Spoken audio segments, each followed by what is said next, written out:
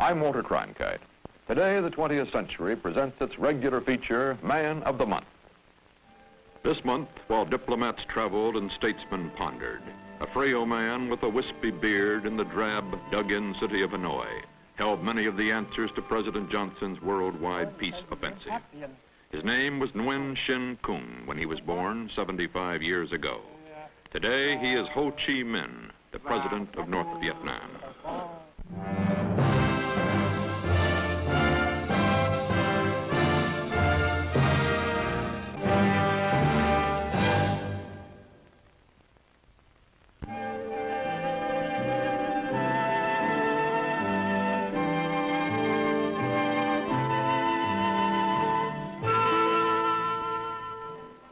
Hanoi, August 1945. The man who calls himself Ho Chi Minh, he who enlightens, is greeted by delirious crowds when he arrives with his guerrilla forces after Japan's defeat. Smaller crowds greet the French, returning to their colony. Ho proclaims Vietnam's independence in September 1945. The French treat him as the head of an independent state. Years before, this same man left his homeland, became a sailor, a pastry chef in London, a photo retoucher in France, and rented a dress suit and derby hat to petition President Wilson at Versailles in 1919. Ho pleaded for independence for Vietnam. No one listened to him except the French communists. He became a founding member of their party in 1920. Then began his long march to power. Moscow, New York, Berlin, prisons in Hong Kong and China were his way stations. He assumed a dozen different names as he rose in the hierarchy of world communism, but he never lost sight of his main goal, Vietnamese independence. In the summer of 1946, in Napoleon's castle at Fontainebleau, he seeks to obtain from the French full independence for his country. Paris treats the former photo retoucher with full honors, but behind the glittering exteriors lurk the realities of post-war France. A weak government at home and strongly entrenched colonial interests overseas. Until the end, Ho hopes for an agreement. Last-minute talks with French Overseas Minister Marius Moutet fail. The handshake is that of men about to enter the ring. A man who covered the story in Hanoi, today the New Yorker magazine's correspondent in South Vietnam and author of the book, The Lost Revolution, Robert Chaplin. You could say that this was the beginning of what I have described as one of the many lost opportunities in Indochina and Vietnam to force the French into a stronger, more liberal position so that a decent alternative to communism might have been created earlier, or perhaps Ho might have been pre-Tito-fied, if you want to put it that way. This opportunity obtained until certainly from the end of 1945 until the Indochina War broke out in November, December 1946. But there was a year there during which the French could have certainly tried harder. It was their own fault that they didn't. And myself, I blame the collapse of those negotiations primarily on the French, on the conservative element among the French. November 1946, French guns hit the port of Haiphong. A few days later, Ho's guerrillas in turn attack the French. Ho goes into the jungle. The Indochina War is on, and it is to last 8 blood-filled years. Ho's troops, called the Viet Minh, are at first equipped with a medley of old French and Japanese weapons supplemented by American arms from World War II. Communist weapons will come later. Ho's headquarters is deep in the jungle. There, he and his most trusted associates forge their plans. Vo Nguyen Giap, the guerrilla expert, Trong Chin, the Communist Party secretary, Ho Chi Minh, the president who calls himself Uncle Ho, and Pham Van Dong, a nobleman by birth, later Ho's prime minister. Only in 1950, after Red Chinese troops arrive on Vietnam's borders, does Ho have any direct contact with another communist state. His arguments are nationalistic. He stresses that the fatherland must be freed of the foreigners, the French. A daily worker editor who has since quit the American Communist Party interviewed Ho in the jungle in 1953. Joseph Sterobin, today an expert in communist studies at Columbia University. Well, I wanted to get from him under what circumstances did he think France would give up or some negotiation could take place with France. I wanted to put the thing the other way around. How is this war going to end? He replied very abruptly, when they are beaten. Well, I had come prepared for some kind of insight into the possibilities of negotiation. He was very firm on the notion that they would have to be beaten. Then I asked him about American help to France. At that time, some of the bombers that were hitting us in the jungles during the day were of American make. His attitude was, the more stuff you send to the French, the more we will capture and the stronger we will become. One of the points he made was, well, communism hasn't gone over in the Anglo-Saxon countries, which I thought was rather strange. Only a man with Western experience could say that, but only a man with a certain liberalism in his communism would suggest at that particular moment that maybe communism isn't the answer to every people. And then Ho began to talk about the days of their contact with Americans, which was, of course, in 43, 44, and 45, when the American OSS, as part of the united war effort against Japan, made contact with the Vietnamese guerrillas. He seemed to be searching for the name of the one American with whom he had had a great deal to do. And I remember it as Holland. He himself stumbled on that. He tried to remember Hall something or other. I've since learned that it was Hallowell that he had contact with. Colonel Paul J. Hallowell, former OSS man, now a Miami lawyer. When he came up and asked for arms, there were certain questions we usually asked, and one question that I asked him, and I asked him every time, was, who was he going to shoot? And he said he was going to shoot Japanese, which was fine, and we would ask the question, well, what about the French? And to give the devil his due, he would never commit that he would not use the arms against the French at some point. Had he made that commitment, he possibly might have gotten more arms than he did. When American arms do go to Indochina, it is 1950, after Korea, and they go to the French. Ho and his cabinet must hide from roving bombers in a deep mine shaft. The French know that the enemy hides below them in the jungle, but Ho's fighters have in their favor their mastery of the art of guerrilla warfare, and above all, their fanaticism.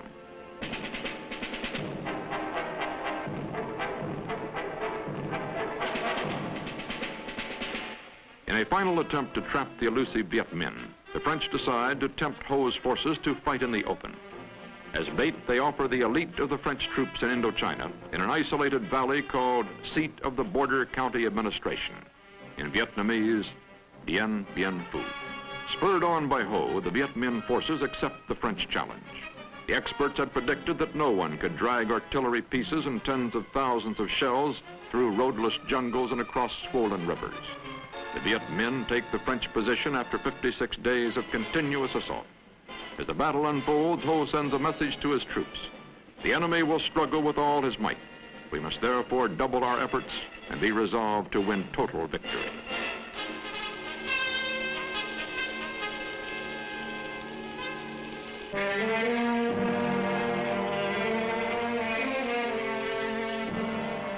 Dien Bien Phu has fallen, and the French now are ready to talk. They agree to a peace conference in Geneva, May 1954. CBS News correspondent Alexander Kendrick was there. What I remember about the Geneva 1954 conference is the bright sunshine, the British Union Jack and the Communist Chinese Star flying side by side from the same lakefront hotel, John Foster Dulles' refusal to shake hands with Zhou Enlai at a diplomatic reception. There were two conferences at Geneva. First, the one on Korea, which got nowhere, and then the one on Indochina. Dulles left before the second one even began, and the United States became only an observer and didn't sign the final agreement. Molotov, the Soviet foreign minister, made the Viet Minh accept the 17th parallel as the ceasefire line, even though it meant giving up territory to the south. The Geneva agreements leave the victorious Ho Chi Minh in control of North Vietnam. The weak, newly independent state of South Vietnam survives with American support. 750,000 North Vietnamese flee to the south. Reunification elections to be held by July 1956 under the terms of the Geneva Accords never materialize. Each side will accuse the other of breaking the accords first. When Ho calls for the liberation of the South, black-garbed militia loyal to Ho will spread guerrilla warfare below the 17th parallel. At home, the backbone of his regime is the feared goose-stepping People's Army. To rebuild the North's shattered economy, Ho tries harsh collectivization measures copied from Red China. In 1956, his troops suppress a peasant revolt in his own home province. Ho blames pro-Chinese leaders for the brutal collectivization. For public consumption, Ho himself works on a primitive water wheel. He polishes his image as the gentle leader playing with children from the state-operated kindergarten near his residence, the former palace of colonial governors.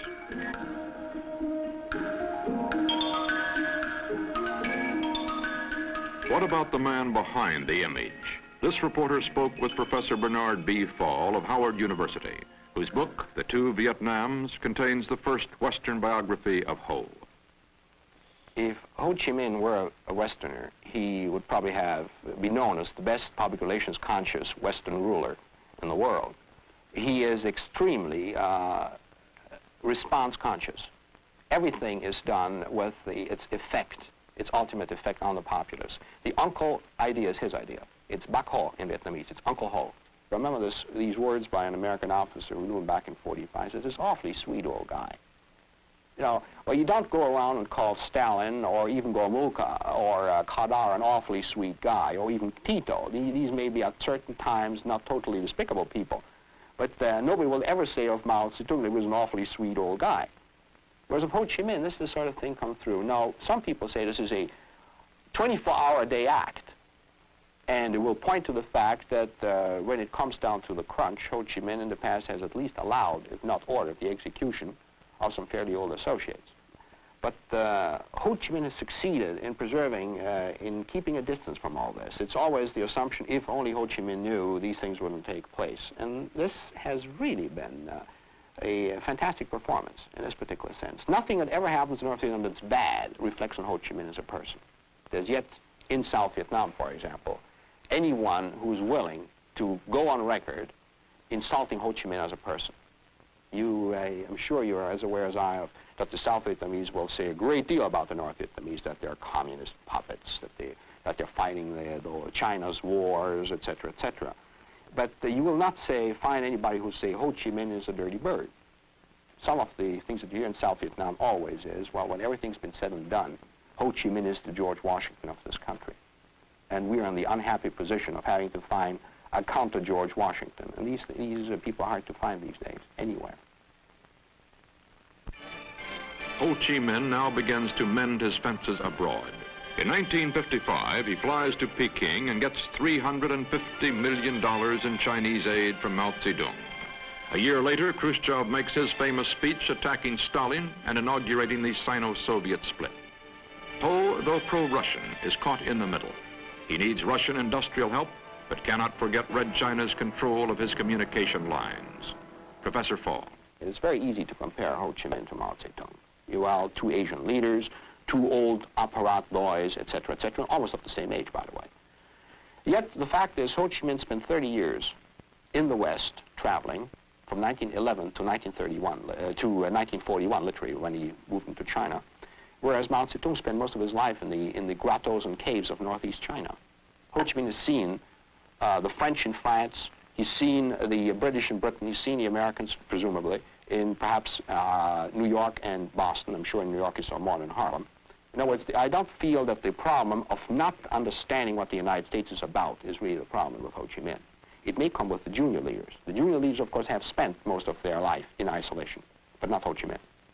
His junior leaders, Pham Van Dong, Prime Minister, intelligent and tough, General Giap, Defense Minister and Armed Forces Chief, a popular man, but in communist countries, military men rarely become politicians. Lê Duan, the Communist Party boss, during the French War, top party leader in the South. And there are others, such as Trong Chin, whose adopted name, Long March, shows his Chinese allegiance. While the political struggle continues, communist aid and free world trade flow through the port of Haiphong.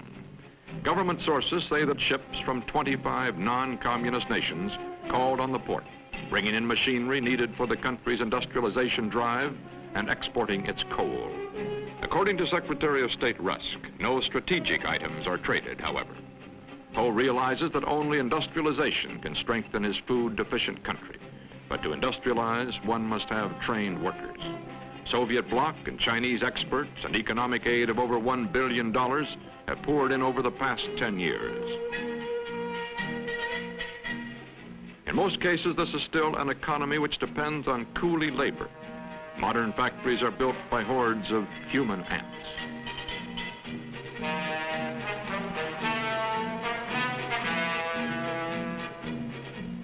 Built at the expense of the living standards of the people, such achievements as the Chinese Tai Nguyen steel plant or the Russian Lam-Tao chemicals combine are nonetheless impressive. So is Ho's own performance as a fence straddler between Peking and Moscow. Again traveling abroad, he not only is well received by Khrushchev in Moscow, but he also visits most of the East European satellites and several uncommitted countries. Everywhere, Uncle Ho in the simple Mao Zedong uniform is a social hit.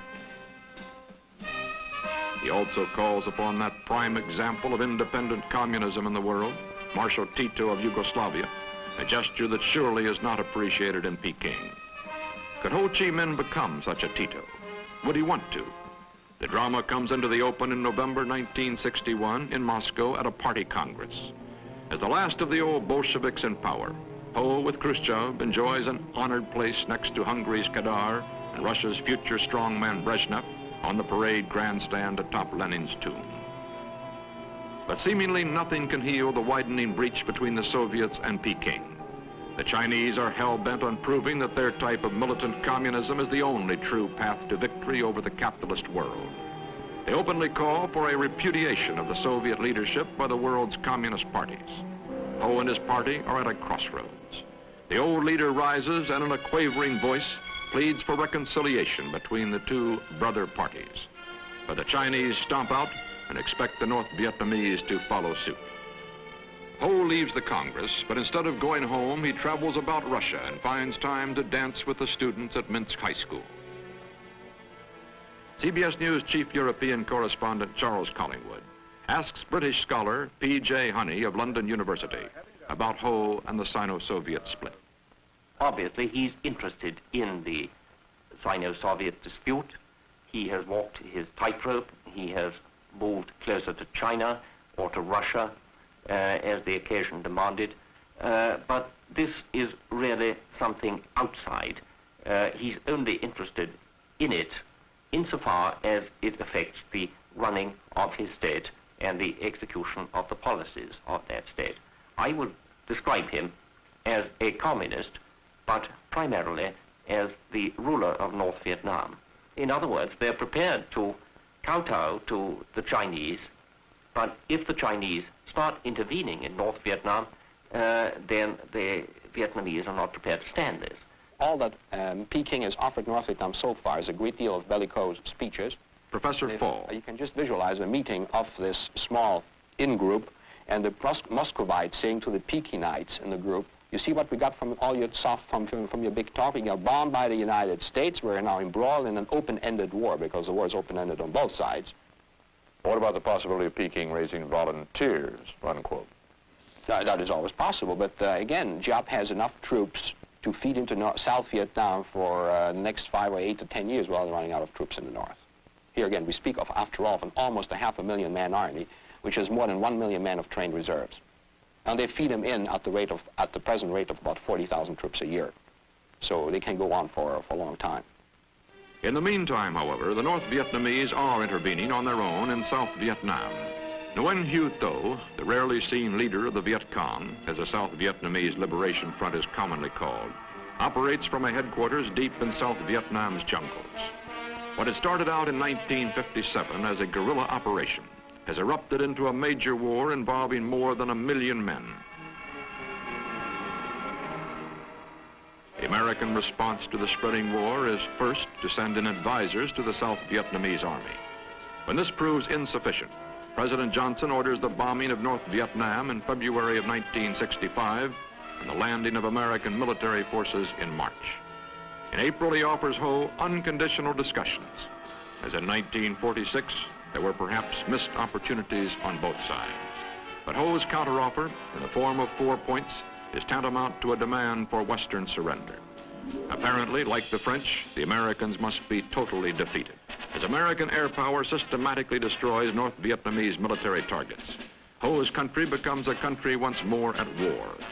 Children are evacuated from Hanoi, and North Vietnamese anti-aircraft guns and Russian SAM missiles take their toll of American warplanes. Then comes the pause in American bombing of North Vietnam, December 24th, 1965. But Hanoi still lives in fear of U.S. airstrikes. Ho again makes the rounds of his troops, playing the old role of kindly uncle. He still counts on more plentiful Soviet support. Such aid was promised by Soviet Premier Kosygin back in February 1965 and by Russian Party Secretary Shalepin in January 1966. Their councils of moderation were violently attacked by Peking, while Hanoi remained silent. This may be an indication that Ho has swerved toward Peking, or as some observers feel, that he no longer is in control of the situation or is in failing health. Professor P.J. Honey. Physically, I think he's probably still reasonably healthy. But mentally, he's been on the slide for at least 18 months. He is, as far as I can make out, subject to periods of lucidity, but in between these, he's not really in control of his mental faculties. Consequently, when people visit North Vietnam, if he happens to be in good form, Ho Chi Minh is marched in and he talks to them, he has his photograph taken with them, he impresses them with his vitality and with his sense of humor. But I don't think any longer he is allowed to take major political decisions. One of the Western journalists to see Ho Chi Minh most recently found no evidence of any senility. British newspaperman James Cameron. The door opens and in comes none other than Uncle Ho himself, looking, I must say, in uncommonly good form for a man of rising 76. He moved over without any sort of introduction and sat down and poured himself a bottle of beer and started to smoke what it must have been about 200 cigarettes.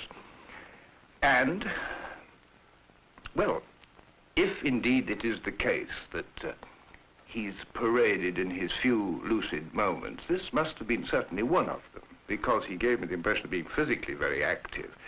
And certainly, in no sense did he talk like a gaga old character. But it is quite true to say he wouldn't talk about politics. When he came over, first of all, he wouldn't be photographed properly. He says, "Today I don't feel photogenic." And he sat down. I said to him, "You know that you're the most photogenic old man in Asia. Well, you know this." He said, "Not today, I'm not." Perhaps as often in the past, when in a difficult situation, Ho prefers to let the younger leaders bear the brunt of the unpopular decisions, while he keeps up his kind old uncle image. Professor Fall. Ho Chi Minh personally told me, he says, well, it took us 8 years to lick you, the French. It'll probably take us 10 years to deal with the Americans, but we'll hold out.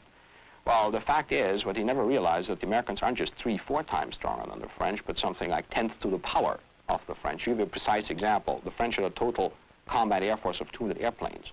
The United States uses 300 airplanes a day in some of those major raids. So very obviously, there's a great deal of agonizing reappraising going on in North Vietnam. So Ho Chi Minh makes those mistakes. But internally, what sounds to us as being extremely harsh or rough, you know, the American imperialists must leave Vietnam, that's what his people likes to hear. This is the sort of old give 'em hell Harry of President Truman. And of course, they are up against the biggest power in the world, and there are 18 million people. Ho Chi Minh is of the blood, sweat, and tears school. You don't fight a revolution for 30 years, getting clobbered at every turn until finally you come out on top without being of the blood, sweat, and tears school. It's dangerous to second think or to second guess a man like Ho Chi Minh. Yeah, they're much more complicated than that. But I'm very much afraid that if Ho Chi Minh were to make up his mind that this is the war to see through, that he might just be the man to see it through too. The aged president is still a ferocious nationalist and a shrewd communist revolutionary. This month, the United States made abundantly clear its willingness to negotiate for peace. It's now up to the old man in Hanoi.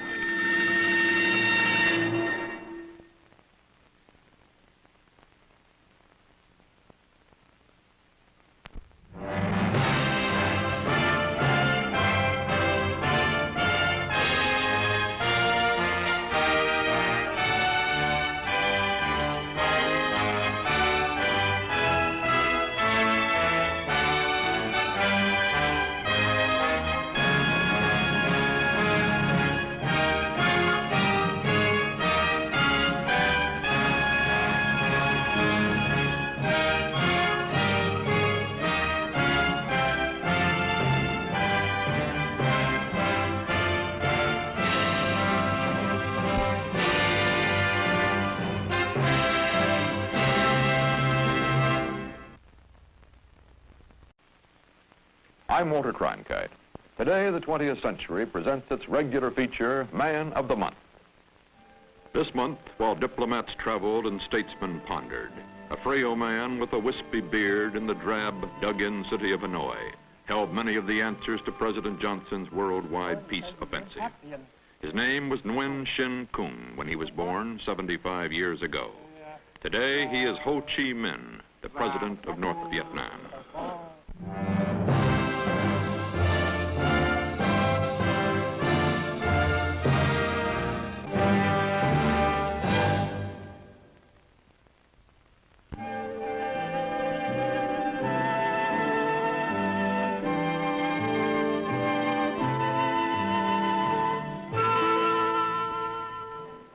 Hanoi, August 1945. The man who calls himself Ho Chi Minh, he who enlightens, is greeted by delirious crowds when he arrives with his guerrilla forces after Japan's defeat.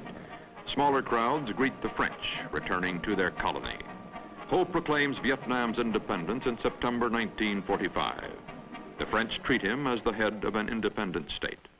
Years before, this same man left his homeland, became a sailor, a pastry chef in London, a photo retoucher in France, and rented a dress suit and derby hat to petition President Wilson at Versailles in 1919. Ho pleaded for independence for Vietnam. No one listened to him except the French communists. He became a founding member of their party in 1920. Then began his long march to power. Moscow, New York, Berlin, prisons in Hong Kong and China were his way stations. He assumed a dozen different names as he rose in the hierarchy of world communism, but he never lost sight of his main goal, Vietnamese independence. In the summer of 1946, in Napoleon's castle at Fontainebleau, he seeks to obtain from the French full independence for his country. Paris treats the former photo retoucher with full honors, but behind the glittering exteriors lurk the realities of post-war France. A weak government at home and strongly entrenched colonial interests overseas. Until the end, Ho hopes for an agreement. Last-minute talks with French Overseas Minister Marius Moutet fail. The handshake is that of men about to enter the ring. A man who covered the story in Hanoi, today the New Yorker magazine's correspondent in South Vietnam and author of the book, The Lost Revolution, Robert Chaplin. You could say that this was the beginning of what I have described as one of the many lost opportunities in Indochina and Vietnam to force the French into a stronger, more liberal position so that a decent alternative to communism might have been created earlier, or perhaps Ho might have been pre-Tito-fied, if you want to put it that way. This opportunity obtained until certainly from the end of 1945 until the Indochina War broke out in November, December 1946. But there was a year there during which the French could have certainly tried harder. It was their own fault that they didn't. And myself, I blame the collapse of those negotiations primarily on the French, on the conservative element among the French. November 1946, French guns hit the port of Haiphong. A few days later, Ho's guerrillas in turn attack the French. Ho goes into the jungle. The Indochina War is on, and it is to last 8 blood-filled years.